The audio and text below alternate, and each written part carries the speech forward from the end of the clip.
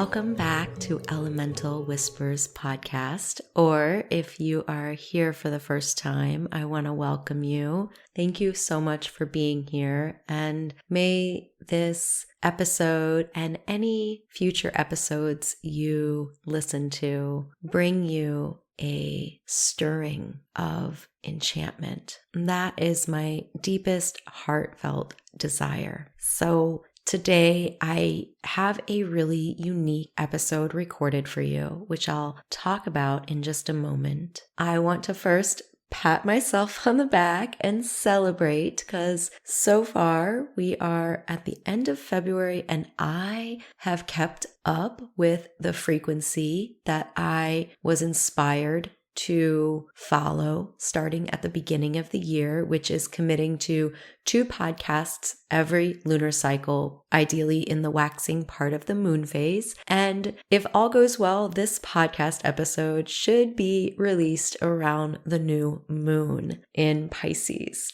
So that is just really a cause for celebration in my book. The other thing I want to celebrate, speaking of books, is February 22nd is my book's birthday.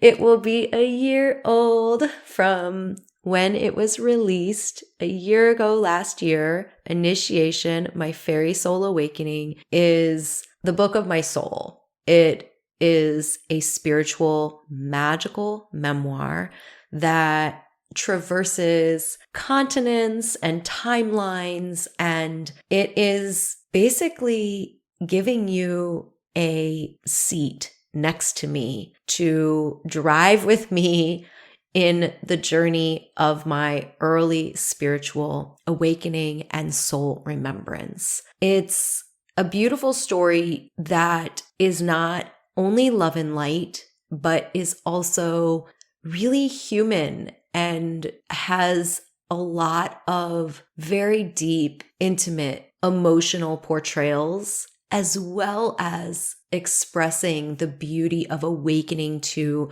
the realms of spirit and the enchantment of the other world of fairy. So if you haven't had a chance to check it out, I hope you will. I also want to share that I have a very special limited edition magical offering. I have had it in my mind for a while that I wanted to create an essence journey to go alongside my book story. And what I was seeing was this paint by number kind of treasure map experience where as you were reading along, you would have a map, for lack of a better word, that was inviting you to take or work with a particular essence depending on where you were in the book. And this would drop you even more deeply into the story codes, into the heart of enchantment that is this book. It will also help to integrate the energies further to support you in your own journey wherever you are and wherever that may be. So this essence creation is going to be offered for a limited time, and it's going to be 3 essences that are not normally available. And with that essence bundle, you will get this treasure map. So I cannot wait to share this. I don't know if it'll be out by the time this podcast is out, but if you don't know about it, you may want to get on my email list at diomirarose.com to make sure that you do not miss out.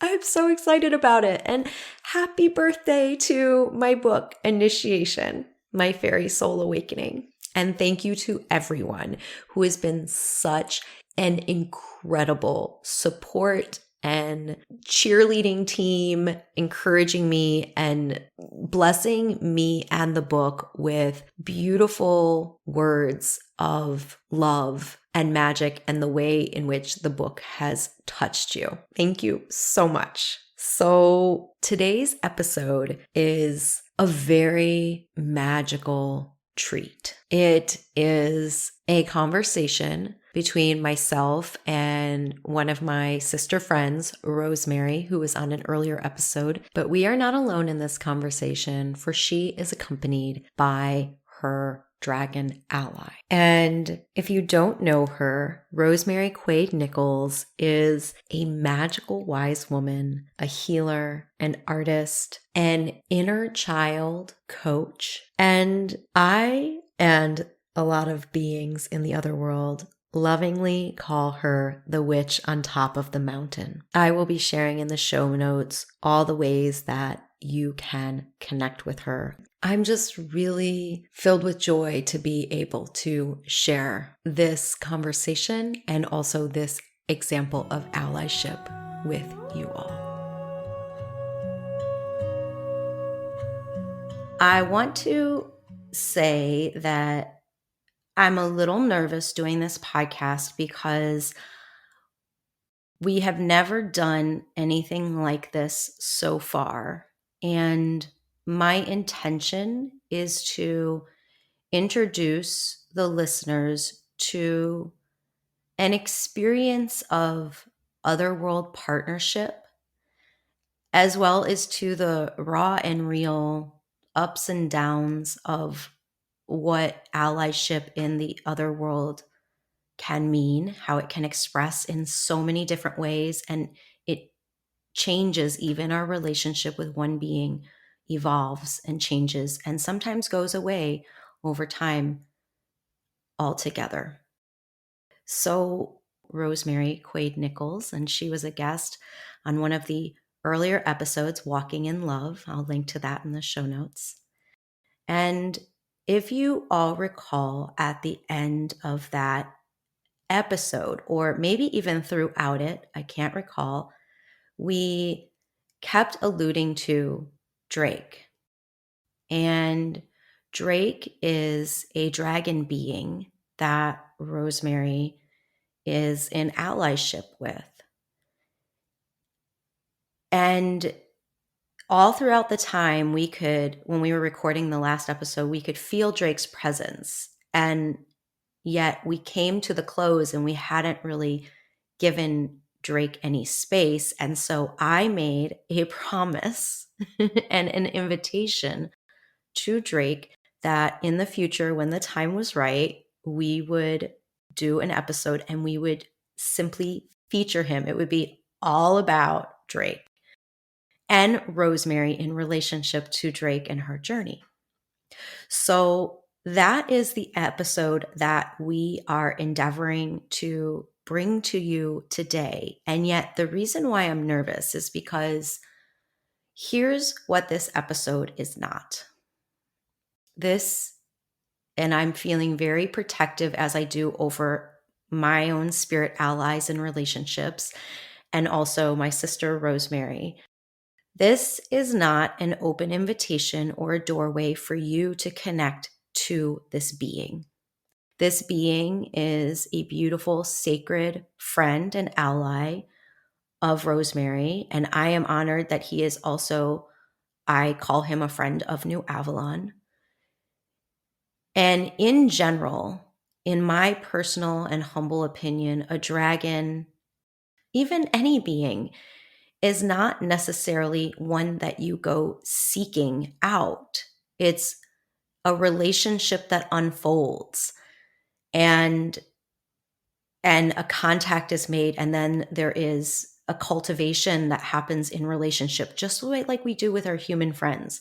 So this is not an introduction or a pathway for anybody out there to connect with Drake, to try to bring him into your meditation or anything like that. That is definitely not the invitation. And just like you would never just show up at Rosemary's house because you don't know her, you don't have a relationship with her, I would also ask you not to try to show up at Drake's house because you don't have a relationship. So I just want to state that up front. And that's why I was feeling a little nervous, because I'm feeling very protective and wanting to make those boundaries very clear up front. However, what my intention is, and I would love to hear from Rosemary is what's coming forward for her. What my intention is for this is to model an example of one human in relationship with one being. There are so many of these examples, and I just feel the more we can model healthy spirit relationships, then we can help inspire other people to be open to these relationships and also to see perhaps where we can be better allies, and also to see how much joy and richness comes in these kinds of relationships. So that is my intention. So I want to welcome Rosemary and Drake to the podcast. And I have deep respect for both of you. And I just want to ask, yeah, what is coming forward for you? Is there anything you want to say in terms of an introduction, either for yourself or how you're feeling? It has been a beautiful, fascinating journey with Drake, as you know, because you've been a part of it for so much of it, if not all of it. And you've been a conductor of helping us connect to each other. Um, yeah, there's definitely a part of me that is protective of him. And even as you were speaking, I could feel his essence in being here with me and going, I'm okay. Don't worry about me.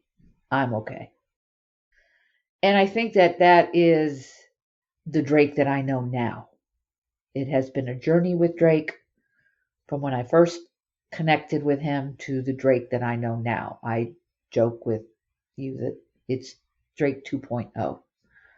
And I'll explain that, as we talk. But so, yeah, I mean, I'm excited to be here. I'm definitely, a little nervous because like this is where I am with Drake now, right? Now we're going to try and go back to how it all started. So, as you know, memory for me is not my strength. So I will be grateful with any help that you have. And I can still tap into the energies of how this process unfolded.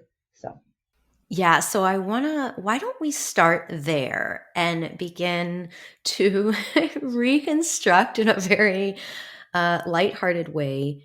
How did this begin?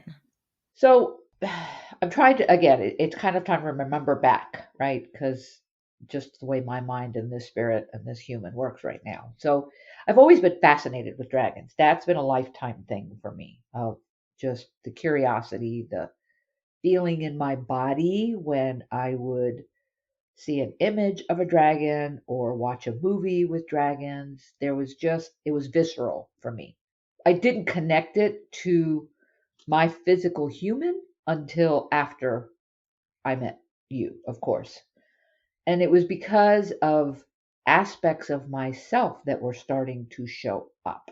And I labeled them anger. So I had incidences and moments where anger would show up. And I would say, I feel like a dragon roaring fire. At the time, Drake didn't have a name. So it was just the sense of this energy of a dragon roaring fire and, destroying everything in its path kind of mentality because of the way dragons are portrayed in the world. And that has been such a myth that has been centuries old. And at the time, I did not realize that. Now, of course, if I'm protective anywhere, that's where I'm protective. That is not who dragons are. That is not what dragons are.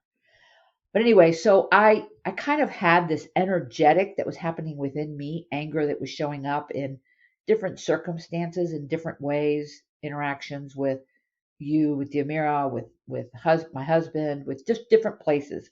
And I had also simultaneously and yet separately past life regression experiences that had brought up energy of dragon. I had not put any of this together at the time or even connected it in any way. But I distinctly remember for me when Drake specifically showed up was when I had come to you about a flower essence. I wanted an essence. I wanted an essence formula to understand and work with this anger that was showing up, this rage that was showing up. And so we agreed, and I was coming over to your house to sit down and do a formula, which is part of, the journey. And I even remember distinctly that morning before coming over, my lower back all of a sudden began to throb. It was throbbing. There was nothing, there was no reason for it. I had not hurt myself. It was just throbbing. And I remember getting to your house and you even recommending you want to go for a walk first before we sit down. And I said, I can barely move. Like, no, I'm not interested in walking today. So we sat down at your dining room table. And when we sat down and I started just kind of sharing the anger pieces of it, the feelings that I was experiencing, you sensed that there was something going on in connection with my lower back. And when we sat and closed our eyes and connected, and you had me connect to that energy of that pain in my lower back, and through your guidance and your support, I started to see something was there. I didn't physically at that time know what it was. I just could feel that there was a connection to the anger and my lower back. So when I started going into the energy of that, what I kept seeing was a cave or a dark space, a very dark, dark space. And when I started sitting with it and being with it again with your guidance and your support, I realized that there was something in this dark space, this cave. There was something there. I did not know again what it was. Through a journey that you helped me with, I started to see that there was a being in this cave. And when it started to come forward, I realized it was a dragon. And there was no denying that. There was no, oh, I've made this up. There was no reason for me to go to dragon. It was just dragon. But what was fascinating was that this cave had what I saw, a iron gate that was locked.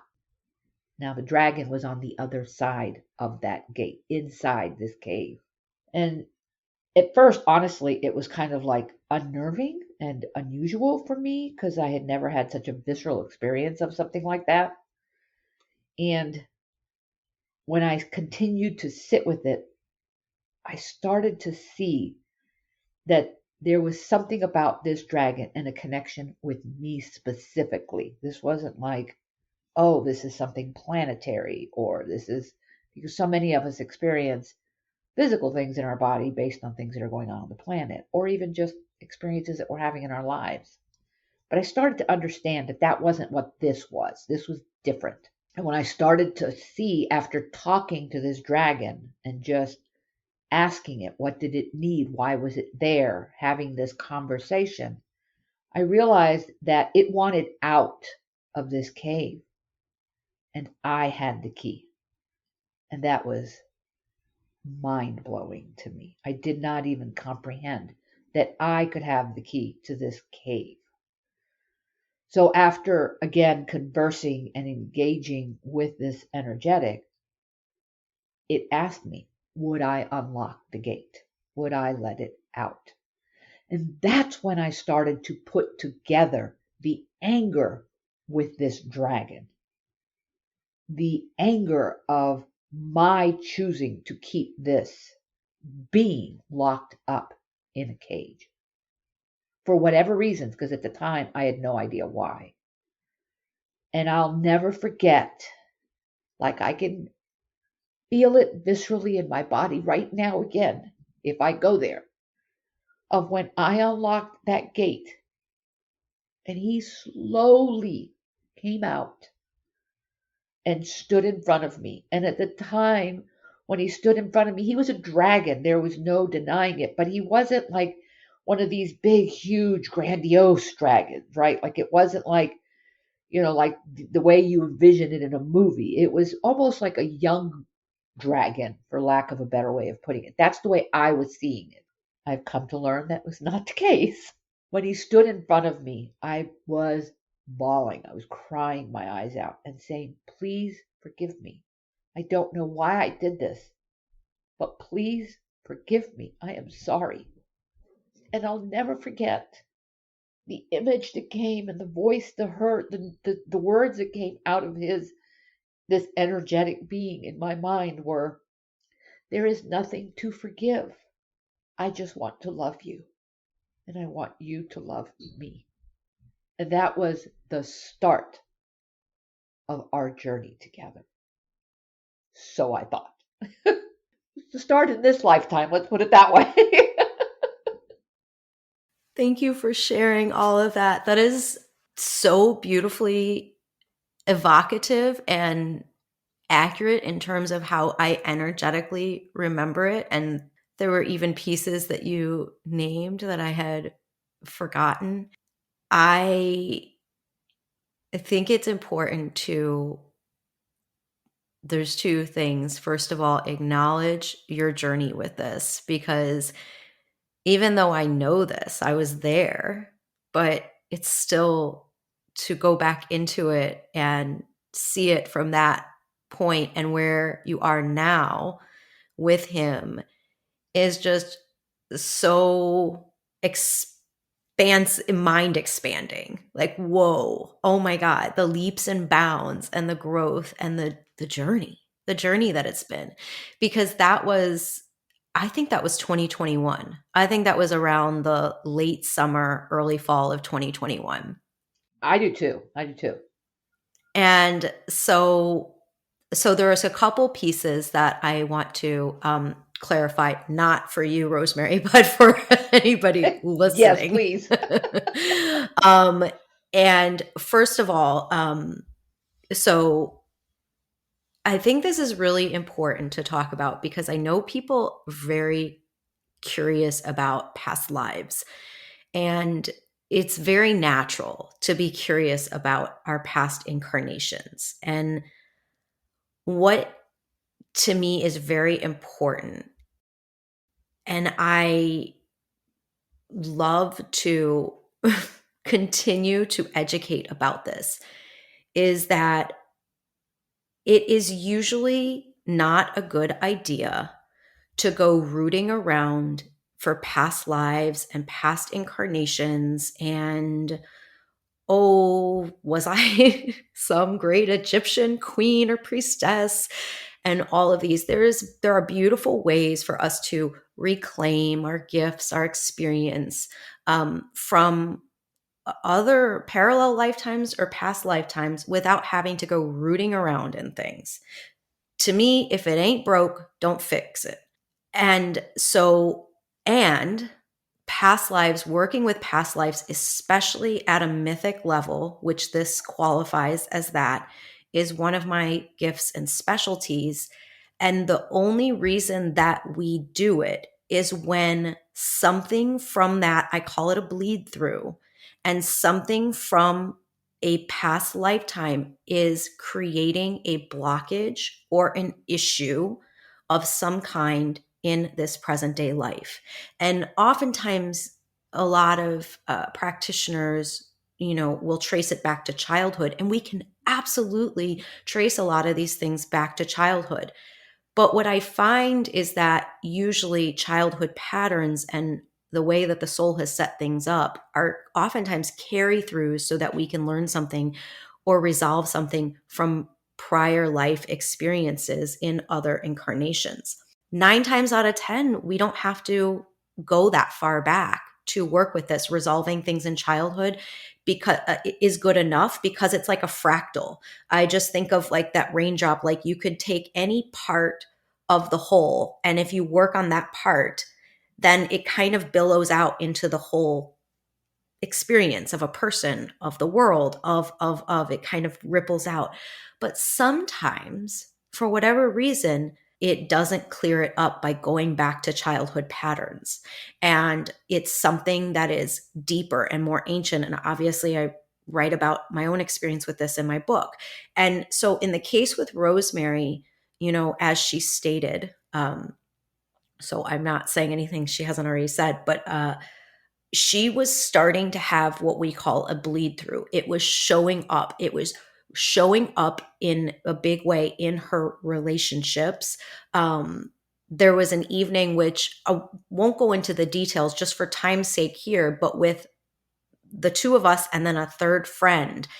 And we were actually sharing something that we had been journeying from a past life experience and a connection to what I call the Fairy Magdalene lineage. And it was during that conversation that something was triggered and activated within Rosemary. And we were just, sharing very freely.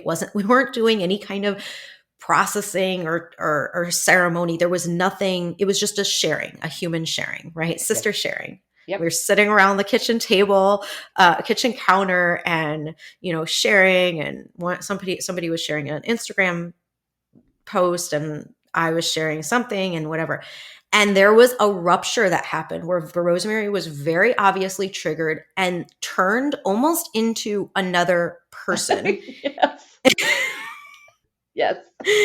She and basically fire hosed me with this like just roaring energy. I'm calling it roaring now because it's so obvious. That's what it was. But this roaring energy.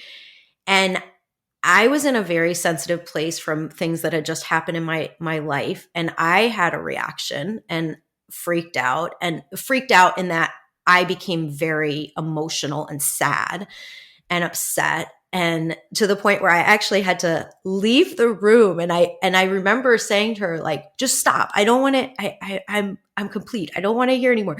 But she was like on autopilot. It was like she couldn't stop. And Yep. for anybody who knows Rosemary, she has so much self-awareness and has done so much work around awareness. And so it's not that Rosemary never gets mad or we never get mad, or of course, like we have normal human things, but this was uncharacteristic. We'll say that. And there was clearly this rupture. And that in and of itself was like, okay, that was, I feel from my perspective, like things had already been starting to creep up. And that from my perspective was this rupture and like almost the tipping point of the straw that broke the camel's back, where Rosemary's like, shit, I have to address this. Like there's something happening here. And at that point, because of what had triggered it, which was that past life connection, there was like, at least on my part, I was like, oh yeah, I think that we may have to go deeper. And Rosemary and I had begun a journey of working with flower essences. As I was practitioner, she was coming as client. It was an agreement we have made. I don't do it with most friends, but Rosemary and I have a different special relationship. And so we were able to do this and be very boundaried and and have agreements. And it was actually really beautiful.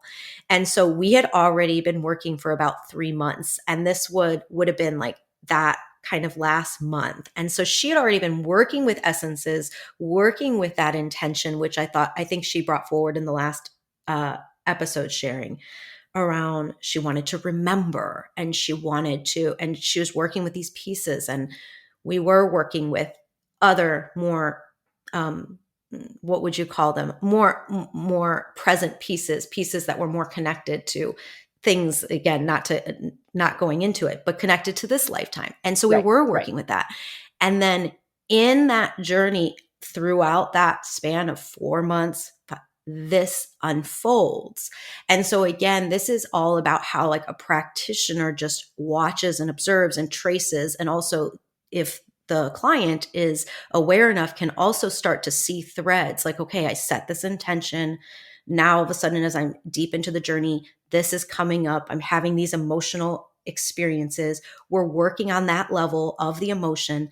And then at some point, the practitioner and the client make an agreement. Okay, we have to go deeper than that. We have to go to a deeper layer. And that's what we were doing. That was a session that, we had together, and we went deep into the energy. Now, notice as Rosemary shared that story, we didn't go rooting around. I didn't take her on like some past life. We didn't go into a regression. I did not do any kind of like timeline where we were going back. I took her straight into the gateway of the present moment, which for her was that pain in her back. So it was through the present moment and the doorway that was presenting to us that we entered in, that Rosemary entered in so bravely, and that this unfolded. So I'm saying all this to say, not to give anybody a manual for doing this. If you're not trained to do this, like, please seek out a skilled practitioner. But what I'm saying is that Rosemary didn't come to me to work because she wanted to know her past lives, Right. and she didn't even have that intention as we were even doing this session in particular. It was just to address what was coming forward for her. And that took us into this energy, and it unfolded. So yeah, I feel that was really important to just add for everyone.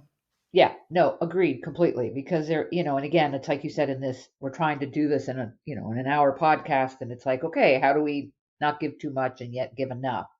So I appreciate that. And the amazingness of it was that physical pain in my lower back, by the time we were done, was gone completely. There was no residual. There wasn't, oh, the next day it was tweaked. No, it was literally, I could feel it leaving my body as I connected to this being that I had set free, not even realizing I had this karmic past life thing. Again, at that time, it unfolded from there over several months, right? Like, again, this is that piece I think that you're talking about, that we're not rooting around. It was, to me, it was like, oh, there is this being that is a dragon, and I can release it and now have this connection. Like, this is amazing. And Drake showed up initially very playful and joyful, and like literally I could feel him energetically as my days and months progressed, of that energy of, okay, what are we doing today? What's going on? Like this young, energetic. He would go to New Avalon and engage with the other dragons that were in New Avalon. And I knew this. Somehow I just knew this. Um, but it was a journey. And it wasn't until, you're right, I think it was June or July that this first started. And it wasn't until Thanksgiving, around Thanksgiving, that I started to understand the connections of past lives. Not because I was rooting around, not because I was not even understanding at the time that the incident happened that it was connected to all of this energy. And it unfolded that way. I saw it that way. You saw it that way. Like, we both got to see, oh my goodness, like, forgiveness again at the next level, understanding the story, because I did not even go into initially the story of who this dragon was. I didn't know what his name was for almost a month, because I was like, I didn't want to name him, right? Like, it's just, this is a being. I'm okay with that. It's a dragon. How wonderful and beautiful. It wasn't until like a month later that Drake dropped in. And I was like, oh, that's your name. Because again, I had no connection to that name. So it was definitely a journey. And like I said, it wasn't even until Thanksgiving that the story started to weave together, which ironically was connected to the story of the Very Magdalene energy and the rose. And understanding all of that took me to the next level of forgiveness of myself, of my part in that lifetime. Again, with Drake constantly saying, there is nothing to forgive. And yet, this human had this energetic pathway that needed healing. And I love the way you call it a bleed through, because that's exactly what it felt like. It was not something from this life that I was consciously aware of. And yet it was manifesting in a human form called anger. I hope that makes sense to all of you out there listening, because the best way I can describe it. Yeah, that makes a lot of sense. And yeah, I don't feel like this is the time to go into like the specifics of that story, only because it Agreed. is so layered and so involved. There's so many pieces, and I've been journeying it from my own perspective and my own role in that story for the last couple of years. And I've alluded to it here and there. And of course, what's so beautiful is when Rosemary showed up that Thanksgiving, and again, something was activated within her, or it was a couple days before Thanksgiving, Yeah. actually, and something was activated. She didn't show up on Turkey Day like that. No, it was a couple days before that, and something with her in her was activated, and we sat, and like she said, it was like we simultaneously had our own experience of the energy because of my connection to that lineage. And now, obviously, because of her connection to that lineage, which she had no idea. And here's what's so cool, because I was journeying that so intimately, I had not shared that. Rosemary is pretty much one of my best friends. And I had not shared those storylines at all with her. Like, I've been journeying it for over a year, since honestly, probably since I had started to create the France of 2020 trip that was going to be the France of 2020 trip that never happened because of COVID. But as I started to step forward and create that in the fall of 2019 is when this started to show up, this lineage of the fairy Magdalene, which I'd already been connecting to, but I hadn't connected to its mythic story throughout history. And as I began to connect with that, it was so personal and it was so intimate that there was one other friend, and I mentioned she was there with us that night, but there was one other friend who I was journeying it with, because we were both having experiences and we were both connected to it, and realized that we had a role in that lineage and lifetime. And I had never shared it with Rosemary. And so it wasn't until that night that where the rupture happened in the summer of 2021 that the other friend and I began to share it just very casually, because we had come to a place of reconciliation in our own selves, and a lot of what we had come to a good place. Yeah. Yeah. What we didn't realize is that there were actually layers upon layers to go that I ended up carrying out for like the next year. And then Rosemary in a different way. And so Rosemary, and obviously that connection point for her was the dragon and was Drake. And of course, he is connected to that lineage. And that's all we'll say about that particular story, I think. Is there anything you want to add about that? No, that's perfect. I mean, I agree. I didn't want to go into like all the bits and pieces, because that's a whole nother It's a whole conversation. other thing. Yeah. Yeah. But yes, that was perfect the way you described that. I like that. Thank you. I'm just feeling into the energy of Drake's story.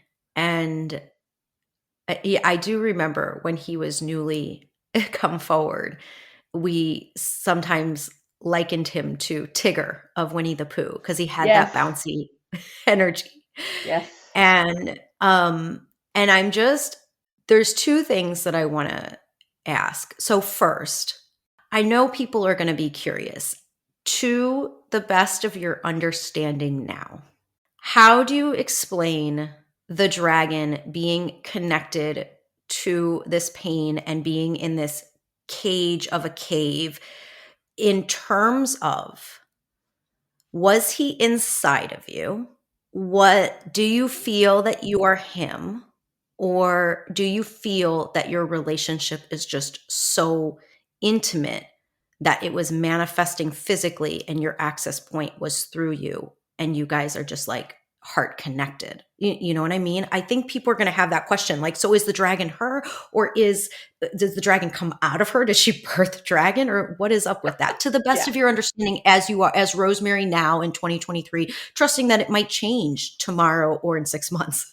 Yes. Yeah. No, and I appreciate that question. I think it would probably be the third option of the three options you just gave, right? It is a heart connection. It is an energetic connection. No, I did not physically birth a dragon. Um, that would have been very painful. And I think the reason, you know how we're empathic, right? Like we feel our friends, we feel the people that are closest to us in whatever way we physically feel that. To me, that is Drake. I feel Drake. Like for a long time, and still to this day, just different. I would be in ceremony or I would be processing something or walking something through, and I would feel his presence. He is his own being. I want to be really clear about that. He is his own being, and he is an amazing, powerful, energetic being. I am just honored. Sorry. I am honored to call him my friend, to call him my ally, which is what he is. As you said in the beginning, it was a very playful, energetic. It was a desire to engage with me and for me to engage with him, not knowing how. Because it's like a new friend. It's like when you meet a new friend and you're like, oh, well, what does this person want? Or what does this person not want? What does this person like? What does this person not like? And yet it wasn't new. And that's why I say I feel like it's a heart connection because it was very familiar to me. So I think that's the best way I can describe it is it's a friendship beyond any other kind of friendship I have had. There are no expectations. There is a respect and understanding for each other. He is a huge support for me when I am walking through something or journeying or doing a ceremony. Like I literally can feel his energy during ceremony where he would show up and go, how can I help? What do you want me to do? I want to support. And it's an unusual relationship because I've never had one like this. I'm not going to lie. I don't want anybody to think that I go around having all these relationships with unseen beings all the time because I haven't. This is a very unusual and yet no denying. There have been times where I would be sitting outside at the top of our mountain and I could feel the ground shift like something stomped, and I immediately knew it was Drake. Like there was no doubt in my mind, oh, he's here. So it's that kind of an exchange that is so powerful, and it's a combination of friendship and mother and child and um, allies and just so many pieces in the way we are with each other. And he has played all of these roles. He has shown up in these roles for me to support me and to give me the gift of understanding that there are all of these beings that are around. And he loves being here because of where I live.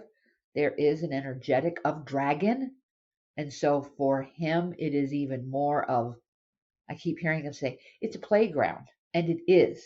For him, it is a playground um, because he can be free. And yet there is that support. And I don't know if you want me to briefly go into the releasing of Drake 1 compared to Drake 2.0.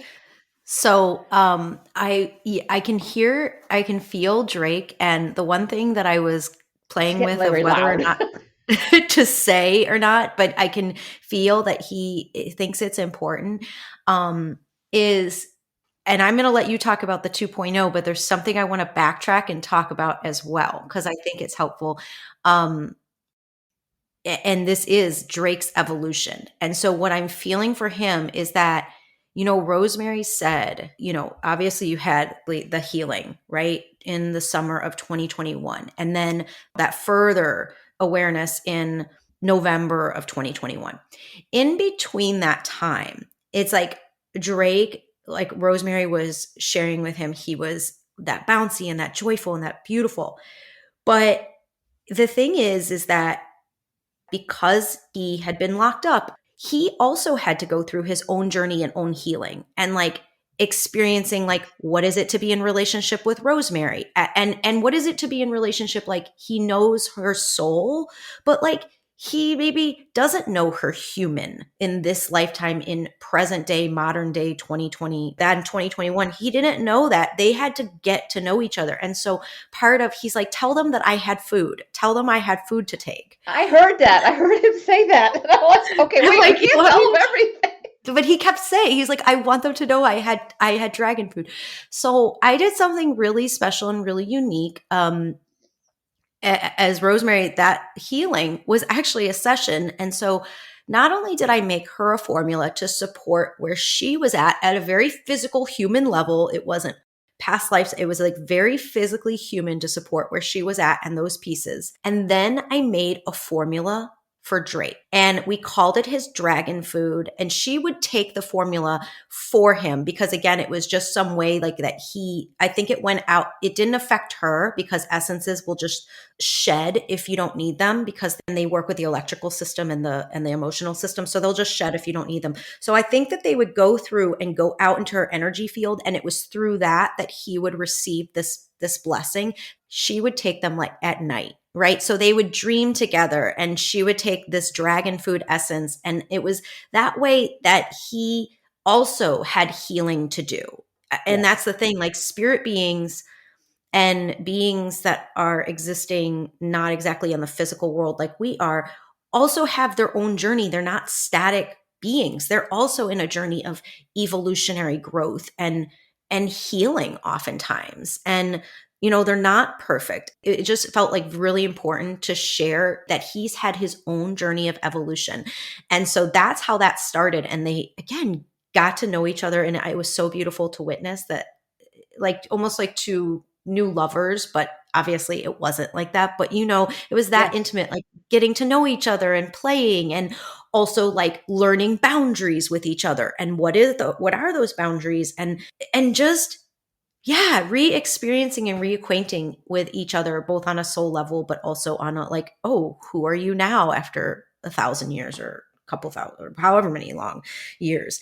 And then that evolution of Drake's deepened. And I feel like that's where this part comes in that I think is you're wanting to share and he's wanting you to share. Yes, he is very much wanting me to share. And he's saying thank you because, yes, he definitely had his own journey and his own food. And he would get very excited when I would sit on the bed and go, okay, it's time to eat. Are you ready? And he's like, yes, ready here. And literally, I felt like I was doing that. Like I was ingesting it into my human, but it was going to him. So thank you for that because it was definitely his food, was not mine. Yeah, so the journey with Drake took, it's been whatever, 2 years now. Well, 21. Wow. Okay, so a year and a half maybe. Anyway, whatever that journey was. Time is just so feels like it was years and years that we hung out before this other piece showed up, and yet it was what, a year and a half. But I have been working with him, right? Like I've been, and we had a dialogue, like we had a constant dialogue. I always knew more or less energetically where he was at. He always knew where I was. He was very protective, which is what I think Diomira was referencing to finding those boundaries, even with each other, because he would get frustrated or he would want to be more engaged. And it was like we would literally have these conversations. So we got very close. It was like soulmates again. I mean, it's so hard to explain the dynamic of what we had. And this past October, I went on, led or co-facilitated a healing journey retreat with a group of women. And these women are women that I love very, very much and I have a very strong connection with. Me, Diomira, and another friend, we've been working with them for several months. One particular woman, there were others, but one particular woman that this incident occurred with is someone that I've known for several years. And she was going through her own rebirthing, is the best way that I can explain. I don't want to speak for her or name her in any way as out of respect, but she was going through her own rebirthing process. And while I was working with her, after we were done, so to speak, I went outside to kind of clear the energy, to thank Drake because I could feel his presence there and supporting and holding space and helping along with other beings that I knew were there. And I went outside, and all of a sudden I had this sense of him standing in front of me. And I remember closing my eyes and seeing him in my mind's eye, and he said to me, "It's time for me to go." And I froze. Really, in so many ways, I froze because I was like, I don't understand. And he says, "It's time for me to go. You've got to let me go. I have to go be with this other person that you were just working with." All of this happened in a short period of time, but in my head, I was screaming, no, no, no. It's like, I don't know, turning over a child to another person, sort of the whole marriage thing, but at a much deeper, powerful level. So I stood there for a few minutes and finally realized that the biggest gift I could give this beloved being Drake, was to let him go, to release him, to do his work. So I went back inside, and I actually had at the time a little crocheted dragon that I would take everywhere with me because he was the physical symbolic thing of Drake. So he had gone with me on this retreat. He was with me everywhere. He would go in my backpack. He was always energetically. It's like your medicine bag, but this was his portion of it. And I took the crocheted dragon and I walked over to this woman and I said to her, I honor your journey. I honor where you're at. It is time for you to have your dragon. And I handed her this crocheted dragon. She knew what I was doing because she was familiar with him and my attachment and my connection to him. I cried like a crazy woman. Diomira, who was there, cried like a crazy woman because it was for me the biggest act of love for Drake. And as a human, it was the hardest thing I've ever done because ironically, I was journeying work with my son and letting him go because he'll be getting married soon. So it was almost, again, that simultaneous energetic connection between us and him helping me to learn that, to teach me that as I walk on my journey of releasing and letting him go. And so I left that retreat letting go of Drake.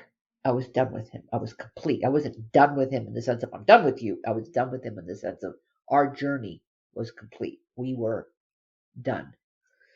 And I've kept in touch with him throughout, from October through almost end of December. Every once in a while, I could feel his presence. It was like, "Hey, how's it going? I'm good. I just want you to know that." And this woman that I had offered Drake to, which she took so beautifully and lovingly, would send me pictures literally of her with this little crocheted dragon to let me know that she was working with him and that they were together and they were happy. And I realized sometime throughout the trip and later on that there would be another being that I would start working with. I didn't know who this being was or what that was about, but I knew there would be another being. And there was actually on that trip, towards the end of the trip, that there was an original intention to go to the top of this ridge, this mountainous ridge. It was in Colorado. And I kept thinking, oh, I'm going to meet up with this other being. It never unfolded. That whole thing never unfolded. And it wasn't until after I came home, I think it was in December, that I started to feel this other being. But there was a familiarity, whereas with Drake, there was no familiarity when I first started working with him. This time, there was a familiarity. So I would just sit and hold space and close my eyes and do that journey. And it was actually in a conversation with you, Diomira, when we were talking, and I said to you, I think this other being is here. I'm just not sure who it is yet. And you had a look on your face, and I was like, what? And you're like, nope, I don't know. I don't know. It's just a feeling. I don't know. And I'm like, I want to know what you're sensing. And you said, could it be Drake? Every part of my being started inside dancing and screaming and yelling. And I could hear, yes, yes, yes, yes. And I was like, who the hell is that? What are they saying? And what are they talking about? After a few hours of sitting and being with that energy, I realized it was Drake as an adult. So it was almost like these different aspects of Drake as a course of us as humans that exist. And so I realized that when it happened is Drake, I needed to break that connection with the image of what I had or what I believed to be Drake and allow that aspect of Drake to move on in his evolution. And once I truly did that and did that for, like I said, a couple of months, I had gotten to a point where I was very much at peace and very happy with where he was at. That then he presented and said, I am Drake. I can't even tell you how powerful that was.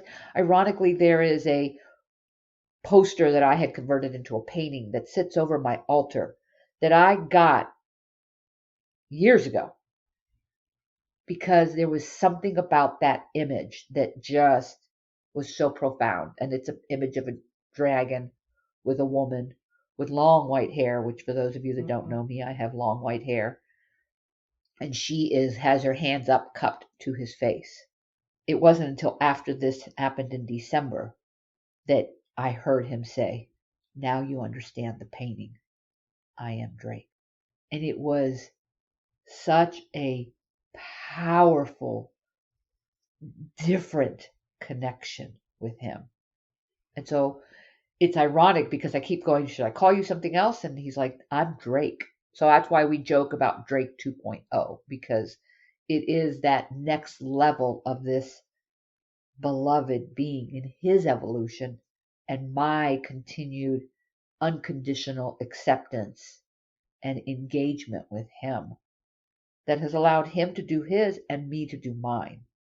And again, the perfection of having to had release him because of working with the energy of my son and releasing him. Like it's just been so synchronistic and perfect. Um, and he's very, very grateful. And he's a powerful, beautiful, amazing being doing work right now in this world as the dragons are coming in energetically. Like I know this in every ounce of my being, and I can't tell you how I know it. So please don't write to Diomira and say, how does she know that? I don't know. I just viscerally feel it in my body where the energy of dragon is coming in. And then, of course, Diomira has shared bits and pieces of things that she's experiencing. And I've had experiences in New Avalon. And it's just this whole dynamic of like, oh, he's here to do big work. And we're here to do it together. So it is a very different, beautiful relationship we have now. It's more it's more serious in an interesting form, and yet it's not. Like he's definitely got that childlike quality about him. So, and he's a grown up now. He's a big boy. The image that keeps coming to me, and I know Drake will correct me if this is not accurate, but for all I know, he's transmitting this image to me, is the image of Gandalf in the Lord of the Rings when they're crossing that bridge in the mines and they're running away from all of those beings, and that Balrog or whatever it was called comes and Gandalf is fighting him and he was like, thou shall not pass. And Gandalf goes down. And for all intents and purposes, Gandalf the Grey dies. He's gone. He fights that being, he struggles. This is so symbolic on so many levels, right? Of like our fighting our own inner energies. And Gandalf dies. And then he comes back, but he comes back as himself, and yet now he's Gandalf the White. I feel they describe it in the book even better, but in the movie they show you like he's him, but he doesn't even totally have all the memory of the old him. It's like he is him and yet he's different. He has definitely changed. He's definitely accessed a more all pervasive consciousness. And you can tell he just doesn't have as much of that cuddly feeling of Gandalf the Grey, how Gandalf the Grey was a little bit more personable. And now he has this transcendent quality to him. And yet there's still continuity. And yet there's a very big distinction of like before and after. And I just kind of keep getting that with Drake 2.0. He just feels like, yes, he does retain that, seed code of who he was. And like you call him that young Drake, and that the name that we used to call him that we're not allowed to use anymore. Exactly. But because it was like a cutesy name, but now he's come into his full self, and as such it's like he's left a lot of those other like parts of him have been, I don't want to say left behind, but totally integrated. Like it's like he's gone through a phoenixing. That's Yes, how it feels that's to the me. Phoenix. That's exactly. And just now, when you said that with the whole Gandalf thing, it's like, yes, that's it, right? Like that's that. Even physically, like the image I see of him is more of the painting. I know this is, a podcast and we have no way of showing you a visual, but there is a painting. And yes, it is more of that image of this grandeur of him, this regalness. That's okay. Okay. Regal. Yes. There is a regal energy about him of honoring and respect. And yet the connection that I have with him, and I know you feel, there is still that joyful, playful. Okay, we can play too, right? Like it's about the joy also. So, yes, that's a perfect way of describing. So I want to ask, is there anything that you or Drake want to share further about this experience, about, I don't know, anything that's coming forward, either personally or even something that you might anticipate a question somebody might have? I think this is probably more personal because again, I can feel his energy and he's like, I'm okay with it. That's theirs. When I tap into him and I say, "Do I say this?" He's like, "I don't care. That is theirs, not mine."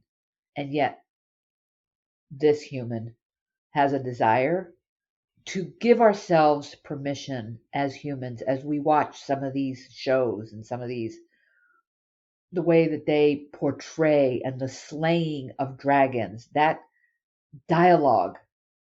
It is my heart's desire to shift that. And if it shifts one person that listens to this podcast, they are not here to be slayed. They are not here to be controlled or to, I don't know what the word is, because they are here in service and they are not. So there's a word, but they're not here for us to take. They're not here for our taking. That energy is not about, oh, I want a dragon. I remember specifically when I first met you and you mentioned dragons and you said there's a dragon at the top of your mountain. And I immediately went into, oh, how fun! There's a dragon up here. I want to play with the dragon. I went running outside and no idea what I was doing. And hi, dragon, how are you? Went and bought a little character thing and I had it on my altar. And that's all I ever did with that dragon until years later when me and you and our friend had a ceremony. And you both pointed out, oh, there's a dragon up here, but he's mad. There is a respect that I desire when I say dragon and when I say that he's my ally. It is not these dragons that are portrayed in some of these shows of just destruction and terrorizing and to be slayed in order to conquer, in order to make ourselves. That is something I would, like I said, even if there's one person listening to this podcast that understands that is received in a way that That is not what dragon is, and that is not the way we are to connect to them, and that is not the way they want to be seen. So if we can get that, if nothing else, that honoring and that respect of who they are and what they are here doing, because they're working very hard for us. I just want to take that moment to just honor that work that they are doing.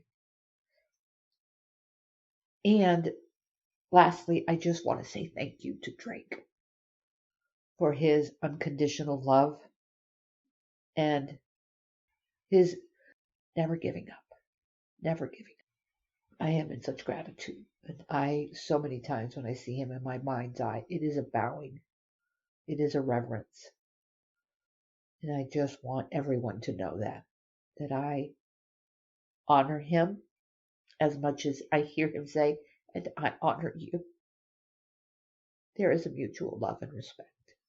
I love that. That is so beautiful. And I feel it's such an important distinction and message for everyone out there. It's not to diminish anyone's curiosity or even attraction or affinity to these beings. And yet I really feel in all my work of working with otherworld beings, and in particular the dragons, is you do not go looking for them. We do not go hunting ourselves a dragon, not to slay and not even to befriend or to let me do a journey to have a dragon guide. No, like just no. Exactly. We really like the invitation is to, if a dragon wants to cultivate relationship with you, they will find you. They will come to you when you are ready. And the best thing I can tell everyone to be prepared, to in order to prepare for and to make yourself the best ally possible, is to do your shadow work, because dragon does bring that up. Do your shadow work. Do your best. This is not about perfection, but do your best to make yourself a good ally. Look at your inner stuff, your inner projections, your inner whatever, because when we're working with spirit, that will bring it up if we're not balanced and stabilized. This kind of thing will bring it up, and then we're not doing a service. So do your inner work, do your shadow work, honor the earth. If you want to do anything for the dragons, if you feel like this deep connection to dragons, light a candle to offer a prayer of what Rosemary is saying, honoring a prayer of love and gratitude for their service, for what they are doing for the earth, which is a great deal with her energy systems and in particular her transformation that she is making at this time. Offer a prayer. Offer a prayer. And you may, who knows, one day a dragon may appear, and then you will get to choose if you want to engage and embark on a possibly lifelong allyship with them. Yes. Thank you, Diomira. Thank you so much, Rosemary, for being here with us. And thank you, Drake, for letting us share your story and also your story of your journey with this human, Rosemary. Rosemary, do you want to share with anybody? I don't know what you are wanting to share these days around people connecting with you or working with you. Yeah, I mean, I do limited clients with a lot of inner child work, which for those people that know me, that's definitely my passion. And I see the connection between all of this. So it all intertwines, it's all there. As far as reaching out to me, I mean, I'm definitely open to giving email address that I don't know if you could post it like part of your I show can. I will notes. put it in the show notes. You're welcome to mention it here if that feels good. And if not, I can just put it in the show notes. Yeah, it's rquade, so it's the letter R, obviously all lowercase, QUADE, and then Nichols again all together. So NICHOLS CHOLS @gmail. I don't have a big website or any of that because it is very limited, my client base at this point, and that's intentional. And I am open if someone is interested to have a chat and see if it would be something that would work cohesively for the both of us. And so, to be very clear, what Rosemary is sharing her email for is in case you have felt inspired to work with her. It's not to, and I could correct me if I'm wrong, but No, it's not you're to send right. her an email to have like, hey, let's get on the phone and have a chat about dragons. This No. is not what you are. This No, is that the is not what boundary. I am Okay. offering. That is not what I am putting out there. Thank you for that clarification. I just think these things are important. Yes, no, you're 100% right, and I'm not interested in doing that. That's each individual person's journey to walk. So I'm not that person to journey you with that. And you're also on Instagram, aren't you? Yes, I am. What am I on Instagram? I'll find out what the address is and give it to Diomira. I think it's Rosie Q, but I'm not 100% sure. That's a good way of doing it too. Thank you, Diomira, for that reminder. Yes. Perfect. Thank you so very much. Thank you to each of you for also, again, just honoring and being open to this conversation. And also, I just hope that this conversation opens up something with you of just around the possibilities of how rich and beautiful relationship with other world of spirit can be. So let's just put our attention in making ourselves good allies and doing our own work so that we can also bridge into our relationships with spirit world. Thank you so much. Thank you, Diomira. Thank you for having me here and for letting us show up in this way. We're grateful. Thank you so much for joining me in this extraordinary conversation and sharing of one example of a healthy and joyful partnership between one human and one dragon. Of course, beings and relationships in these realms and between us and these realms is as varied as the stars in the sky. But I hope that this has stirred your heart in some way and introduced you to the richness of possibility that is our living world.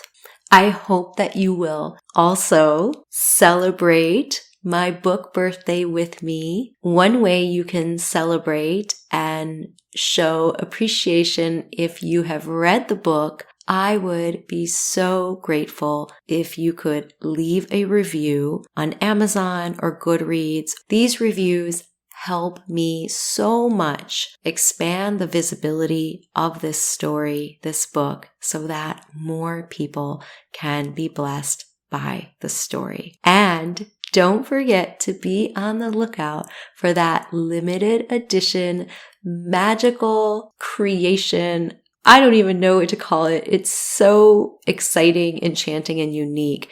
The Essence Treasure Map and Essence Book Bundle that is meant to accompany the reading of the Trail of Enchantment that is encoded in Initiation, My Fairy Soul Awakening. Until next time, blessings from the Sacred Heart of New Avalon.